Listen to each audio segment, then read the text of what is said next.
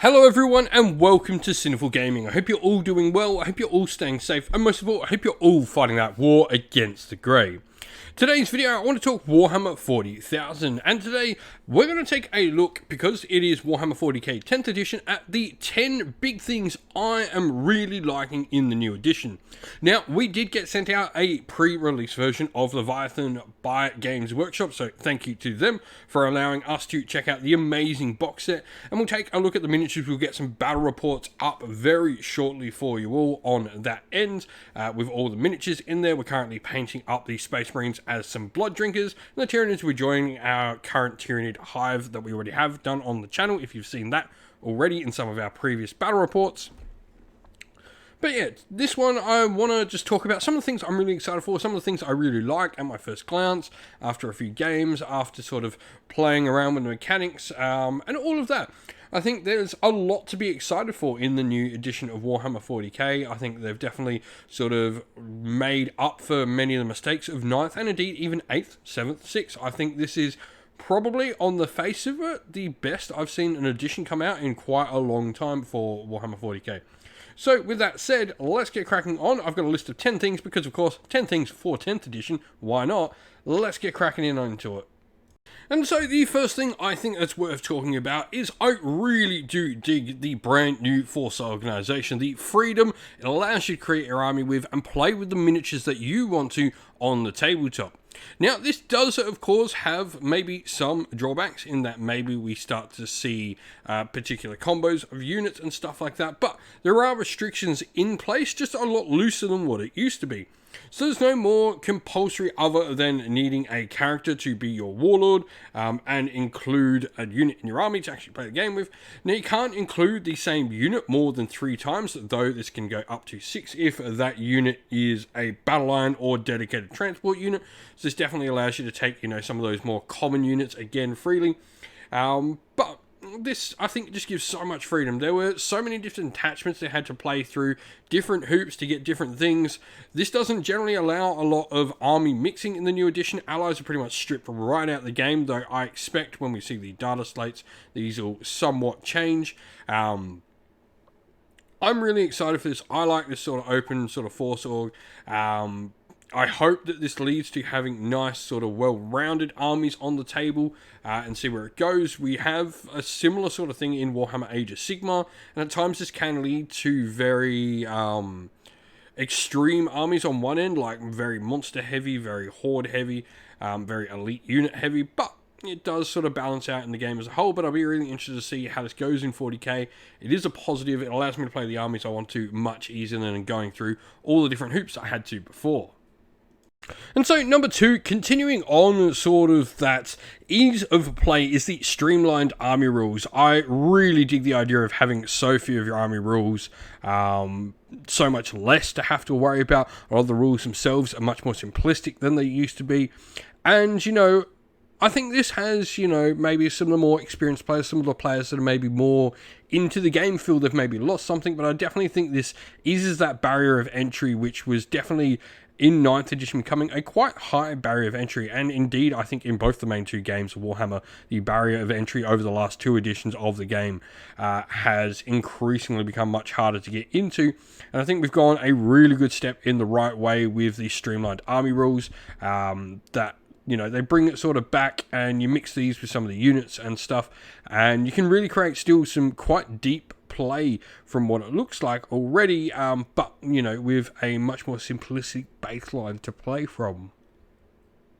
Number 3, talking about ease of entry, combat patrol. I mean, I think this is by far my biggest win for this new edition, and I can't wait for this to come to Warhammer Age of Sigmar in a Vanguard version. But it should be said, this isn't actually the first time they've done something like combat patrol. They actually released the battle host for Middle-earth strategy battle game, Lord of the Rings, whatever you want to call it. And they had these simplistic rules where they took out some of the more army special rules, some of the more advanced special rules off the characters and off the units. They made set sort of options for things and stuff like that, so characters that could, in those boxes, had particular options, didn't have those options in there. They just had, the set sort of profile. And I think this really does open up, a real ease of entry play. bring this box, play these rules. That is the game system. It's fantastic. It allows people with their hobby to go wide when they expand. You know, they can pick up multiple combat patrols and just play at that level if that's what they want to do. But also, they can then choose to expand upon any one of those combat patrols they picked up to when and where they want. And it really does allow for, I think, hobby butterflies to get quite a good bit of hobbying in and not feel like you're not completing an army because you have this game mode to play in. Number 4 is Universal Special Rules. Now, this is an interesting one because I do think you need to be careful with Universal Special Rules. You don't want this to become an overbearing system, but there are definitely things with common language that you need to, I think, sort of clarify as Universal Special Rules. Now, they've definitely done this on mostly, I would say more than anything, on attacks. On particular rules, they give particular abilities on attacks. They have names for those things. I think that is really cool. It doesn't need to be something that is, you know, massively on every single rule game wide, so you are sort of standardizing rules everywhere. Everywhere should be a little bit different with those more unique and special and flavorful rules. But especially for weaponry, I think, you know, this key sort of part of mechanic and this key sort of commonality in the game is really nice. Knowing what these rules do, your opponent says something, knowing what you're able to do. I think we've sort of got the right amount of universal special rules now in the game, and it's applied in the right sort of areas of the game as well. Number 5, the Datasheet Redesign. This was massive. I think Age of Sigmar for a long time has had really well sort of thought out and constructed war scrolls, and 40k, every time I've tried to look at 40k stuff in 9th edition, it is so much more confusing in how the data sheets were sort of put together. There was no real sense to it in a lot of the case, but now I think they've definitely taken a look at the Age of Sigmar ones, applied the sort of changes that 40k would require in them, and made something that is both easy to read, easy to pick up, but also looks really nice, looks really clean as well, and just, you know, aesthetically is nice, but along with, you know, functionality wise is really solid as well. I think this is a really solid thing that they've done to update the game, and I hope we get data cards that come out. They've been really cool to have in Age of Sigmar. I know sometimes, you know, maybe buying the GW ones is iffy because sometimes they get put out of print pretty quick, or they, you know, become invalidated by changes in FAQs pretty quick.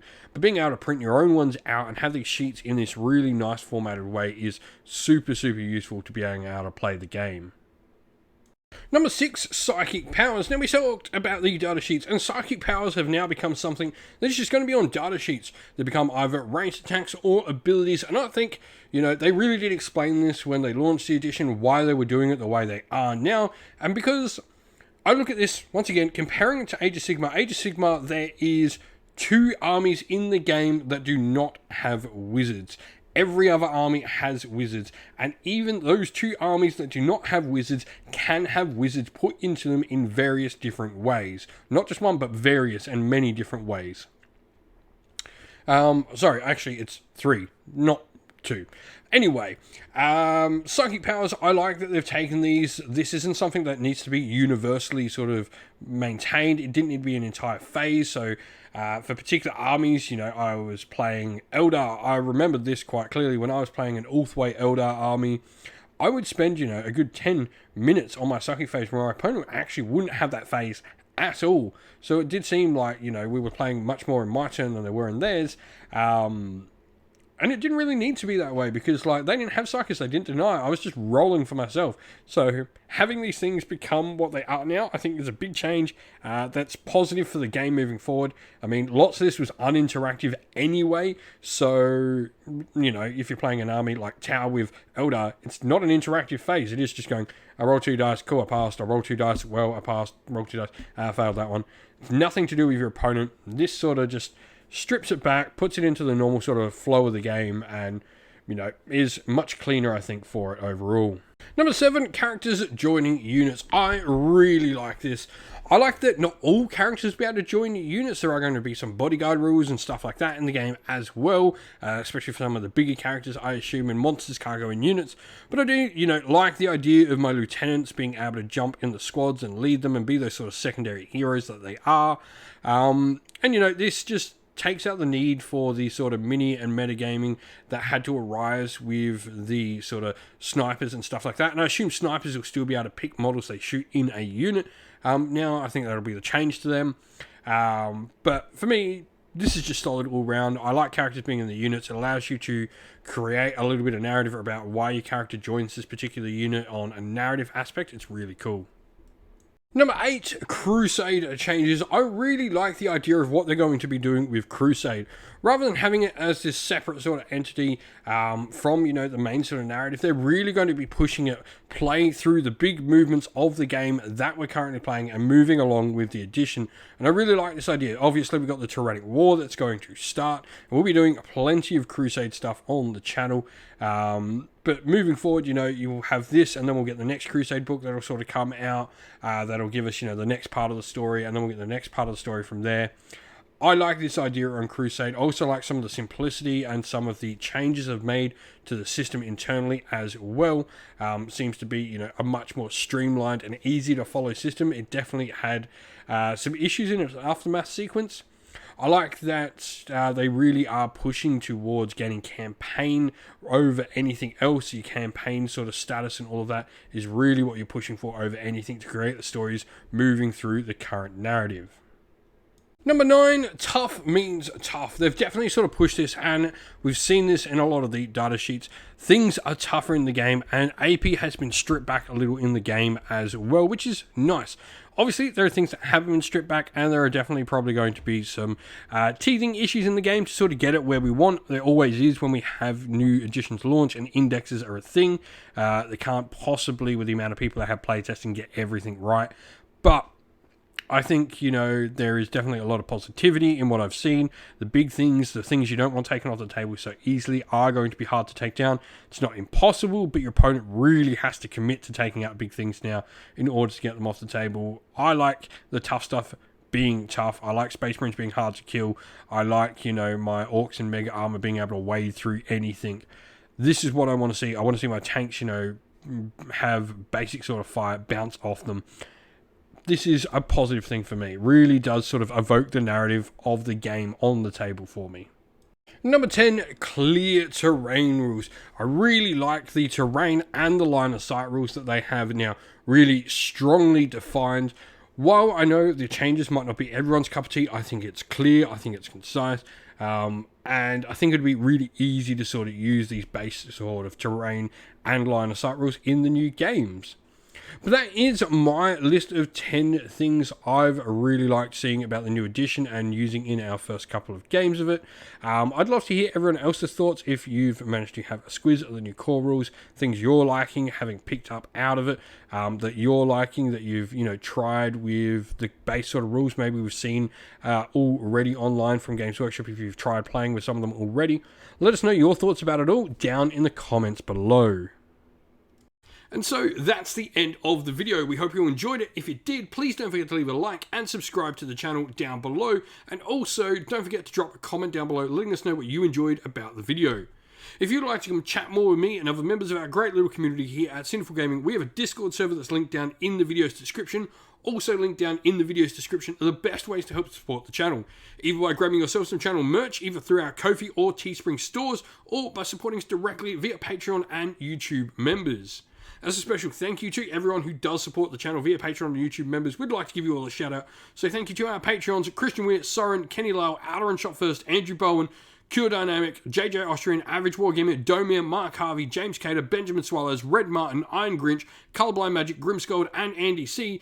And to our YouTube members, Green Roots Gaming, Ronya, Lock Lorick, the Johnny84, Broken Chef, Ariana Edwards, Revan R, Pink Nuka Fire, Robin Mankiller, Monty's Tabletop Terrain, James Tillman, Disco, and John Castle.